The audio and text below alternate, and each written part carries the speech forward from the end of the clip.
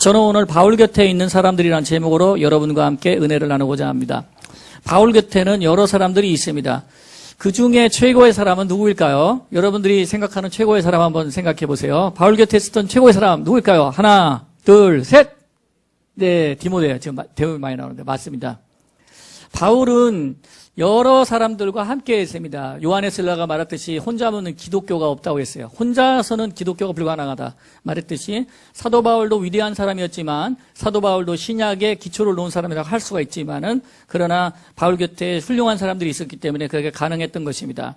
사도 바울은 디모데에 말하기를 너는 나와 함께 고난을 받으라 이렇게 말했어요. 여러분 우리 예수 믿는 사람들은요 고난받을 마음의 각오가 있어야 됩니다. 특히 교회를 섬기는 여러분들은 여러 가지로 고난받을 마음의 각오가 되어 있어야 됩니다.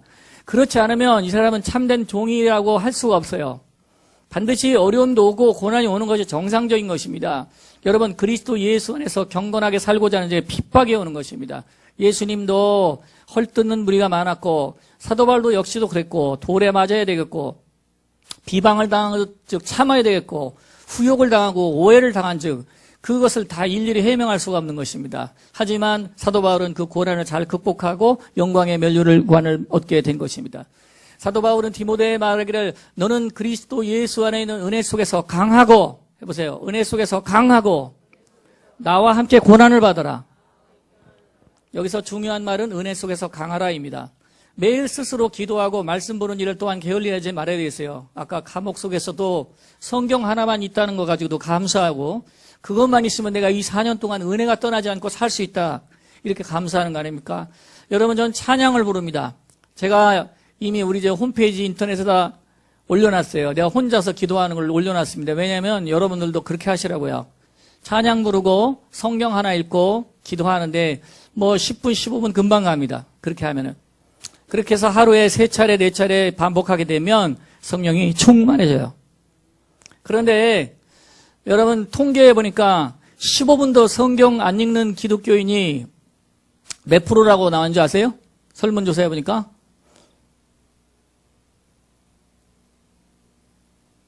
다 지금 해당하는 것 같은데 95%가 된답니다. 그리고 교회 올 때 먼지 묻은 성경 툭툭 떨어가지고 그때 요즘 성경은 이게 지퍼 달려가지고 그때서야 지퍼 찍 하고 부랴부랴 이렇게 자기가 어떤 순서나 맡았을 때나 성경 읽고 온 사람들이 많습니다. 여러분 이거 굉장히 중요한 문제입니다. 어떻게 여러분 우리에게 하나님의 은혜가 없다라고 그렇게 말씀할 수 있겠습니까? 여러분들은 만약에 육신의 어린아이라면 누가 이렇게 이유식 같은 걸 먹여줘야 됩니다만 그러나 장성한 사람은 든든히 먹어야 됩니다. 저는 여기서 주일날 하루 종일 설교하면 저는 은혜 받지 못합니다. 나는 내가 여기서 무슨 말 하는지도 몰라요. 나는 원고를 가지고 준비하지만 원고에 의지해서는 설교하지 않습니다. 나는 그냥 나오는 대로 합니다. 성령이 역사하시는 대로 해요. 그러나 분명한 것은 내가 말씀을 경청하지 않으면 나도 아무것도 아니기 때문입니다. 실컷 남한테 전파하고 나고 실컷 봉사하고 난 다음에 자기 자신을 구원할 수 없는 사람이 되면 안 됩니다. 남에게 은혜를 실컷 주면 뭐합니까? 내가 은혜 받아야 되는 줄 믿으시기 바라요. 그래서 사도 바울이 강조했던 것은 은혜를 강조했습니다. 은혜 속에서 강하라고 말했고 오늘 본문 22절을 보세요. 나는 주께서 내 심령에 함께 계시기를 바라노라. 은혜가 너희와 함께 있을지어다 말합니다. Grace, peace to you. 너희들에게 은혜와 평강이 있을지어다. 사도 바울이 항상 서두에 하는 말이고 또 마지막에 하는 말이 그리스도의 은혜에 대해서 마지막 마무리를 하고 있습니다. 사도 바울의 메시지의 핵심은 처음이 은혜고 나중이 은혜입니다. 그래서 이 스스로 기도하고 말씀을 보며 은혜와 함께하라. 바울에게 결국 도움이 됐던 사람들은 어떤 사람들이냐면 은혜가 늘 있었던 사람들입니다. 해보세요. 은혜가 늘 있었던 사람. 은혜 속에 있으려는 사람. 은혜를 찾아갔던 사람. 그러니까 여러분 속에 은혜롭지 않은 말, 은혜롭지 않은 생각을 버리세요. 여러분 잘 되는 사람의 특징이 있고 안 되는 사람의 특징이 있어요. 뭔지 압니까? 말입니다. 잘 되는 사람은 잘 되는 말을 하고 안 되는 사람은 안 되는 말을 하는 거예요. 은혜로운 사람은 은혜롭게 말합니다. 모든 상황을 은혜롭게 말해요. 하지만 은혜 받지 못하는 사람들은 은혜롭지 못하게 말을 하니까 그 마음에 슬픔과 고통이 많은 것입니다. 어떤 사람은 바울에게 유익했고 어떤 사람은 바울에게 해로운 사람들이었다고 합니다. 어떤 사람입니까? 은혜 속에 있던 사람들이 유익했던 사람들이고 은혜 밖에 있었던 사람들이 해로운 사람들이었습니다. 은혜가 있어야 여러분 천국입니다. 은혜가 없으면 지옥입니다. 내가 예수 믿고 나중에 천국 간다는 교리적인 신앙을 갖고 있지 마세요. 여러분들이 일생 살아간 동안에 은혜가 떠나면 여러분들도 지옥 갈지도 몰라요. 은혜에서 떠났는데 은혜 떠난 목사, 장로, 권사 얼마나 많습니까? 나는 날마다 접할 수가 있습니다. 그 사람 마음이 지옥인데요. 여러분, 천국은 죽어 가서 가는 겁니까? 아니면 지금 있는 겁니까? 지금 바로 내 마음속에 은혜가 있어야 되고 역사가 있어야 됩니다. 지금 내가 마음이 괴로운데요. 여러분, 하나님을 향해서 부르짖어 나가야 돼요. 그리고 심령에 있는 걸 쏟아내야 됩니다. 쏟아내고 나서 회개가 이루어지고, 그래도 안 되면 금식하고 기도해야 되는 거예요. 먼저 바울에게 도움이 됐던 인물들을 보면 이들이 다 은혜 속에 있던 사람들입니다. 자, 은혜 속에 있던 사람들이니까 등 따숩고 배불었을 것이다. 아니면 고난이 많았을 것이다. 어떤 사람들입니까? 고난이 많은 겁니다, 여러분. 여러분, 진짜 나를 돕고 나와 함께하고 있는 사람들은 은혜 많이 받고 축복 많이 받았어요. 제 목회 30년 인생에 보면 지금 여기도 있습니다. 여기도 앉아 계시고. 그런데 은혜 받고 축복받을 때면 그냥 가만히 그냥 편하게 마귀가 놔두는 줄 압니까? 여러분, 마귀는 좋아하지 않아요. 마귀는 교회 하나 세우는 거, 기도체 하나 세우는 거 좋아하지 않습니다. 마귀는 하나님의 역사를 회방하고 대적하는 거예요. 어떤 사람들이 유익한 사람들입니까? 끝까지 은혜 속에 있어야 되는 사람인 것입니다. 첫째, 베베라는 여인이 등장합니다. 로마서 16장에 내가 겐그리아 교회 일꾼으로 있는 우리 자매 베베를 너에게 추천하노니 너희는 주 안에서 성도들의 합장한 예절로 그를 영접하고 무엇이든지 그에게 소용되는 바를 도와줄지니 이는 그가 여러 사람과 나의 보호자가 되었음이라 말합니다. 겐그리아 교회 여자 집사가 특별히 소개되고 있습니다. 바울이 2차, 3차 전도여행, 큰 전도여행, 선교 여행 때마다 물질적인 원조를 최선을 다해서 했던 사람입니다. 그리고 주의 종을 보호하려고 했던 사람이에요. 여러분, 주의 종에게는요, 핍박자와 보호자가 함께 있는 것입니다. 끝없이 비방하고 끝없이 헐뜯는 사람들이 있습니다. 사람은 털어서 먼지 안 나는 사람이 없습니다, 여러분. 예수님도 털고 털으니까 그렇게 먼지가 많이 났지 않습니까? 가족들도 오해하는데 그걸 어떻게 하겠습니까? 하지만 그 가운데도 불구하고 연약한 여자 한 사람이 주의 종을 보호하려고 했다고 합니다. 바울은 그녀가 나의 보호자였다라고 증거합니다. 이 바울의 서신서를 로마 교회에 전달한 사람이 바로 베베라는 여자 집사입니다. 사랑하시는 여러분, 선지자를 영접하면 선지자와 함께 선지자의 상을 받는 것입니다. 바울만 바울 같은 상을 받았을까요? 여기 기록한 베베 같은 사람도 동일한 상을 받은 사람들입니다. 둘째, 브리스가와 아굴라 부부가 있습니다. 해볼까요? 브리스가, 아굴라. 자, 이들은 바울과 함께 고린도 교회를 개척한 개척교회 창립 멤버들입니다. 이들이 하는 사업은 천막을 만드는 사업을 했습니다. 상당한 재력가임을 알 수가 있어요. 바울도 천막 만드는 일을 했습니다. 아마도 자기들의 사업을 바울과 함께 공유했다라고 저는 생각합니다.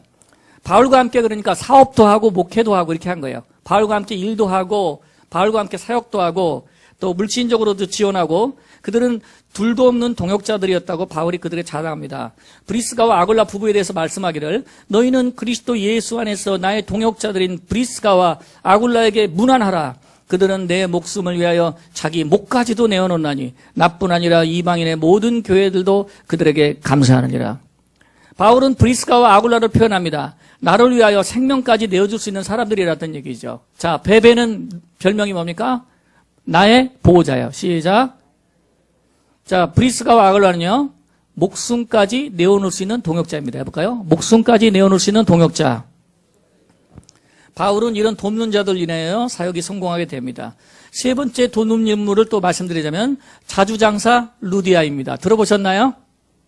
예, 자주장사 루디아가 이게 볼 때 잘 사는 사람인지 아닌지는 모르겠습니다만은 그러나 사도 바울의 말을 청정하고 이 사람은 원래 유대교인이었어요.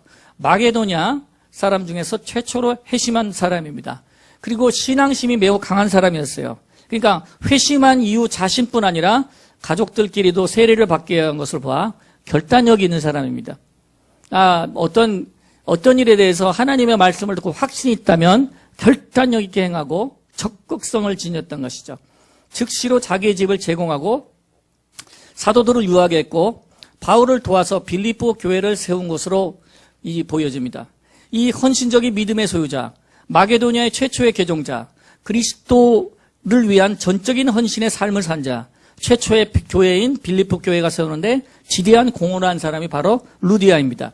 루디아는 또 교회를 한 군데 개척을 합니다. 그의 고향인 두아디라에 내려가서 두아디라 교회를 세운 자로 추측이 됩니다.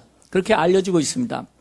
마게도니아 최초의 그리스도인으로서 루디아는 자신뿐 아니라 그녀의 가족까지 구원을 받게 했고, 이렇게 한 사람의 진정한 변화는 주변 사람들도 변화시키는 능력이 있다는 것을 여러분 잊어버리면 안 됩니다. 우리가 해놓은 하나님의 일이 그저 그냥 겨자씨 하나만인 것처럼 생각하고 여러분 그것을 소홀하게 생각하면 절대 안 됩니다. 하나님의 일은 절대 그렇지가 않습니다.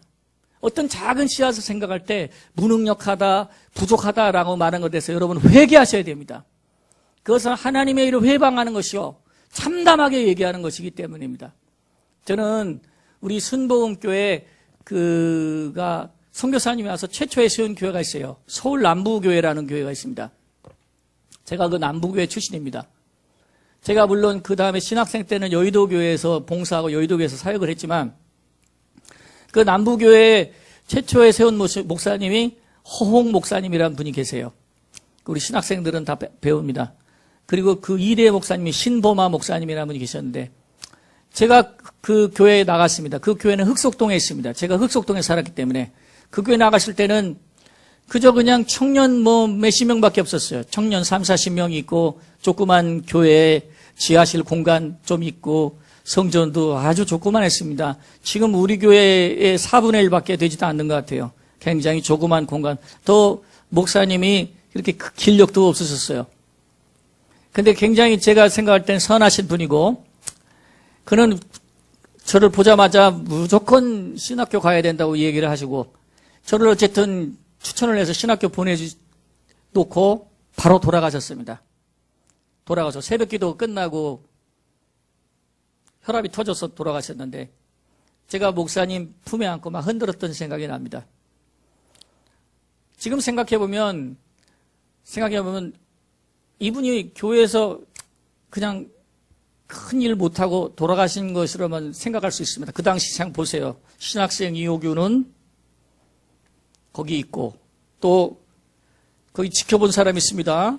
박병도 형제, 주홍식 형제, 그 다음에 나중에 오신 분이 계셨는데, 옛날에 청년회장 했던 그 정동균 형제님이라고 할게요. 지금 목사님 되셨지만은, 그분들이 오셔가지고 그 주변에 다 있었어요.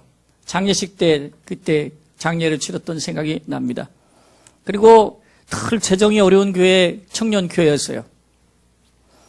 그런데 지금은 지나보니까는 그때 정동균 목사님은 기독교 대한 하나님의 성의 총회장이 됐고, 왜 놀라지도 않아요? 그 다음에 박병도 선교사님은 선교사 갔다가 우리 교회 왔었어요. 여기서 설교도 했어요. 그리고 왔다가 2대 총회장님 교회, 지금 은평교회, 거기 지금 후임 목사로 갔어요. 우리 박병도 목사. 참 고생도 않고 좋은 데 갔어요, 그 사람. 예.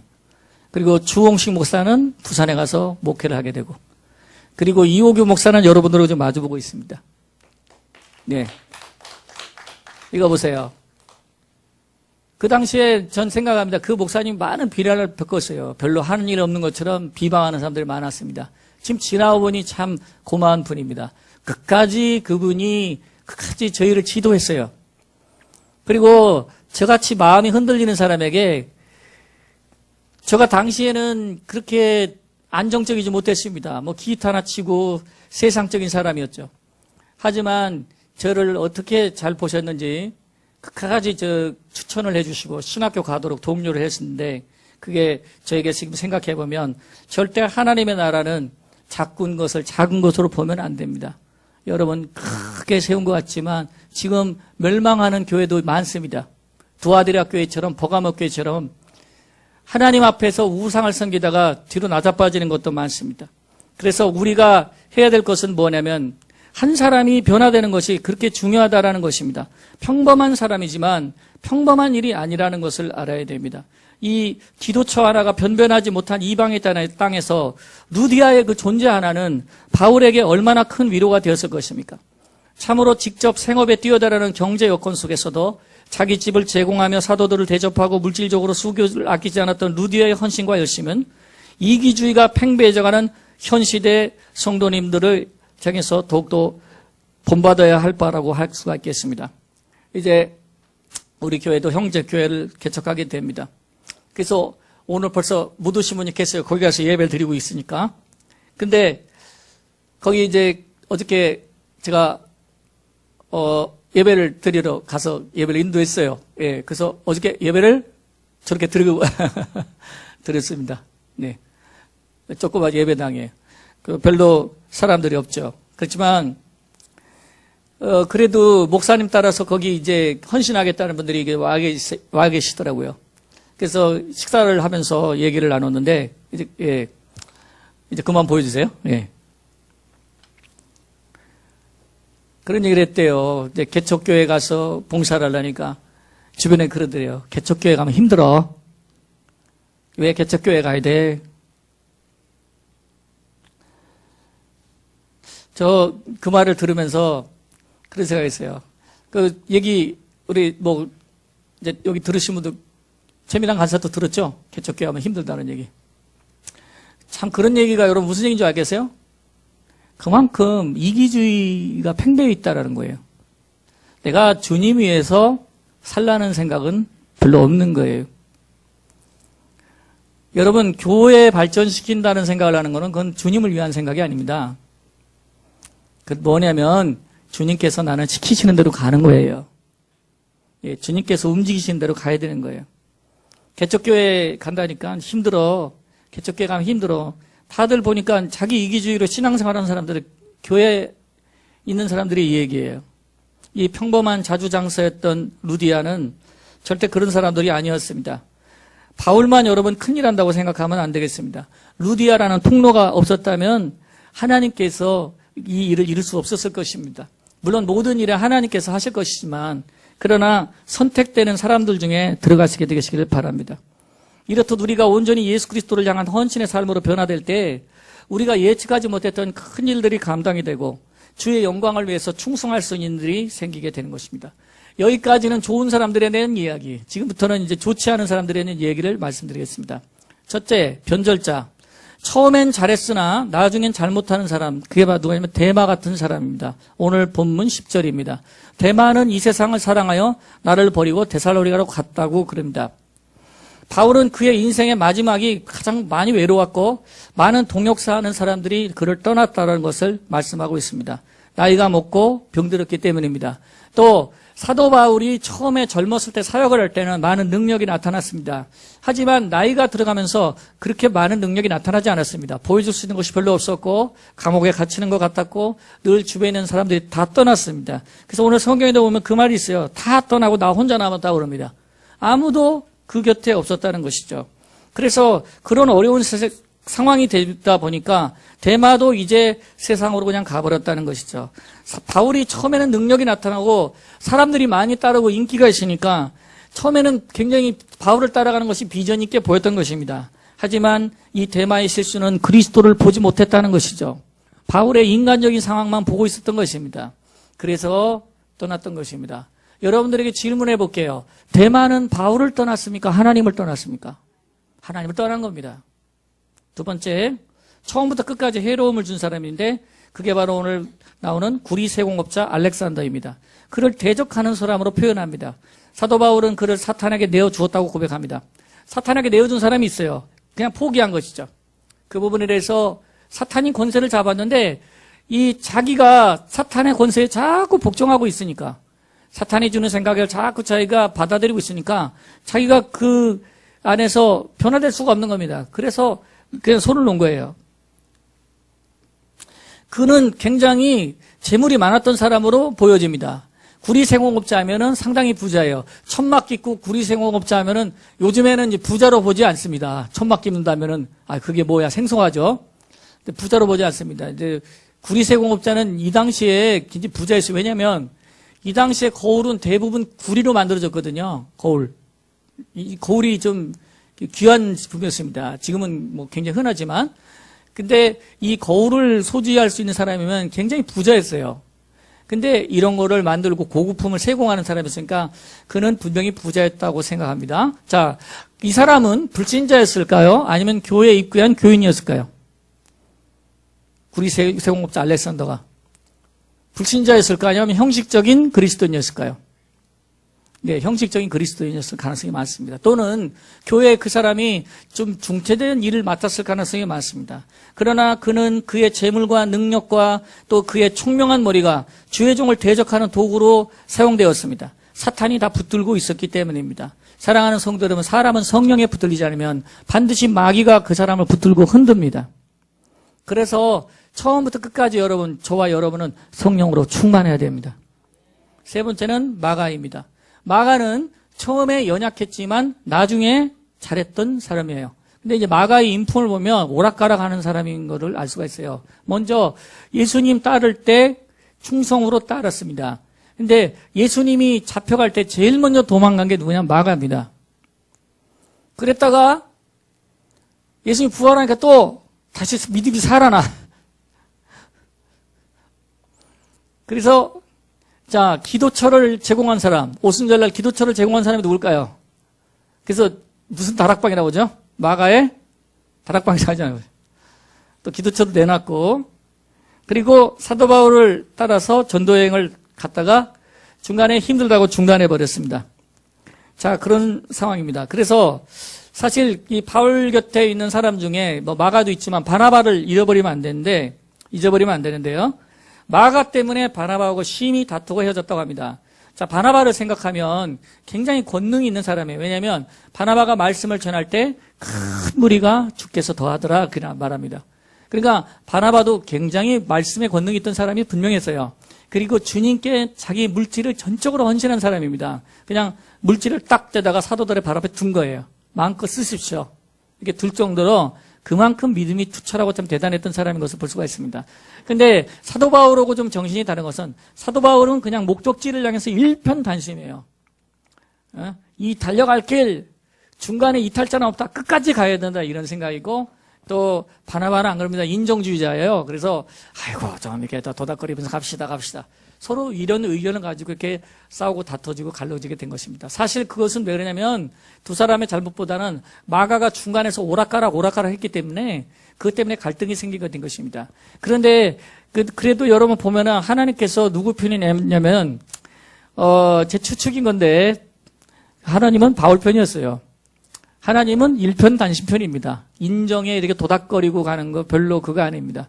왜냐하면 그 이후에 바나바는 성경에 더 이상 등장하지 않습니다. 사도행전의 역사에도 기록되지 않아요. 거기서부터 그냥 바나바는 그냥 거기로 정리가 됐고 사도 바울만 계속 기록되는 걸 봐서는 하나님은 더 바울 쪽에 무게를 실어줬다고 볼 수가 있습니다.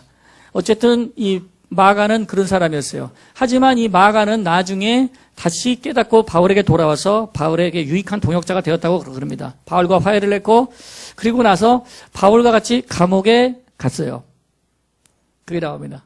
마가는 바울과 함께 감옥에 갔고 마가복음을 마지막에 기록했고 그리고 마지막에는 순교를 했습니다. 그래서 처음에는 잘못했지만 나중에 바울을 떠나지 않았고 바울과 함께 감옥에 갈 정도로 마음이 굳건해졌던 것이죠. 그리고 나서 하나님의 큰 상급을 받는 아름다운 종이 된 것입니다. 바울의 입장을 세세히 성경이 말해줍니다. 본문을 한번 다시 보겠습니다. 11절 누가만 나와 함께 있느니라 내가 올 때 마가를 데리고 오라 그가 나의 일에 유익하느니라. 여기 나오죠. 이제 마가가 지금 좋아진 상태입니다. 14절 구리세공업자 알렉산더가 내게 많은 해를 입혔으며 주께서 그 행한 대로 그에게 갚으시리니 너도 그를 주의하라. 그가 우리 말을 심히 대적하였느니라. 16절 내가 처음 변명할 때 나와 함께하던 자가 하나도 없고 처음에 말씀을 전하고 변론할 때 함께한 사람이 하나도 없었습니다. 다 나를 버렸으나 그들에게 허물을 돌리지 않기를 원하노라.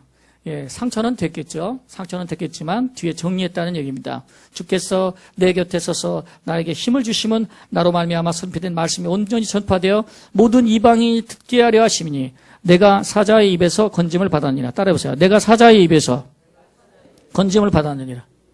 자, 주변에 이렇게 악한 사람들이 많이 있었지만 사실은 악한 사람들이 문제가 아니고 악한 사람들이 배후에서 노리고 있는데 사자의 입처럼 벌리고 바울을 삼키려고 하기 때문입니다.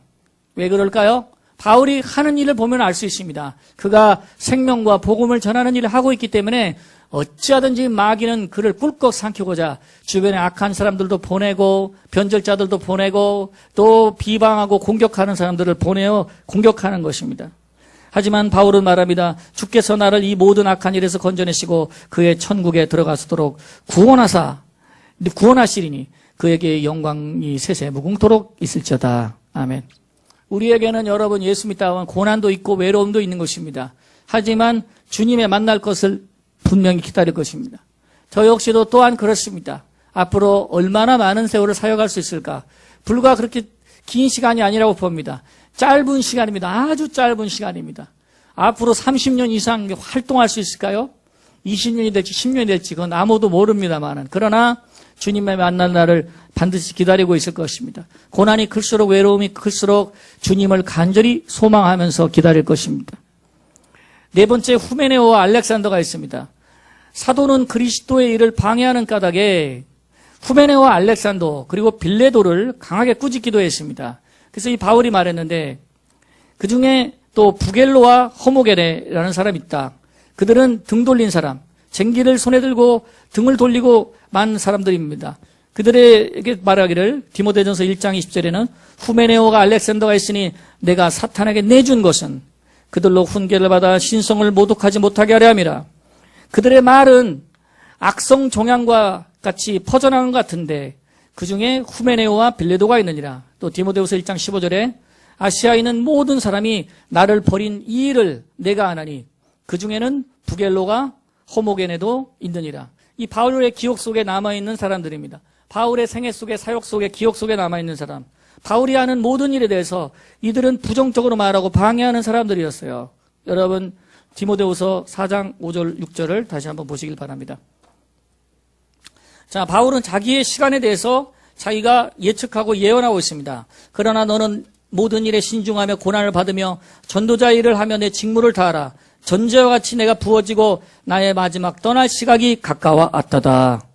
아멘.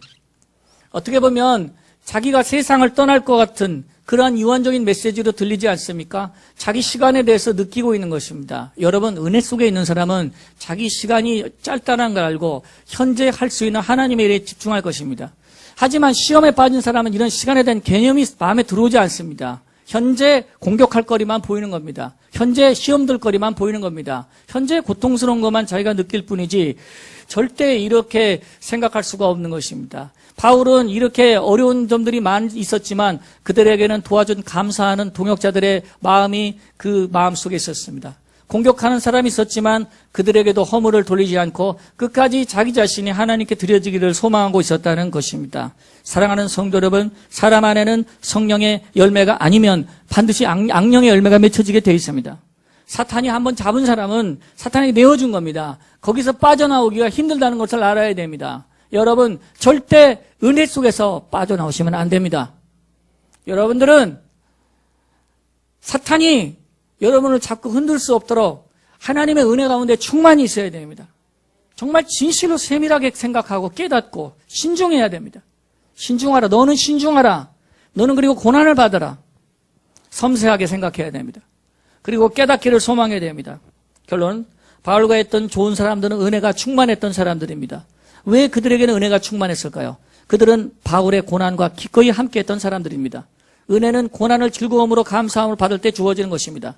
열심히 기도하고 깨어서 말씀을 붙드시길 바랍니다. 우리는 하나님과 여러 사람 앞에서 어떤 사람으로 나를 남길 것인가를 생각해야 됩니다. 우리가 매일매일 일어나는 일들이 하나님 앞에 기록되고 있다는 사실을 기억하십시오. 나는 어떤 존재로 이 자리에서 하나님 앞에서 이웃들 앞에서 형제 자매들 앞에서 남을 것인가를 생각해야 됩니다. 우리 모두 한결같은 열매를 맺는 동역자들이 되어져 주시기를 주의 이름으로 축원합니다. 기도하겠습니다. 주님 은혜 감사합니다. 하나님 아버지, 나는 선한 싸움을 싸우고 달려갈 길을 맞추고 믿음을 지켰다고 했습니다. 이 선한 싸움은 절대 쉽지 않은 싸움입니다. 그러나 아버지여, 내 아버지께서 주신 은혜 속에서 강할 때 우리는 능히 이 모든 것을 감당할 수 있는 줄 압니다. 하나님 앞에서 어떤 것을 우리는 남기고 하는 중요한 시간이 있습니다. 하나님의 은혜를 기억하고 주의 은혜 가운데 충만한 믿음의 사람이 될 수 있도록 도와주시옵소서. 예수님 이름으로 기도합니다.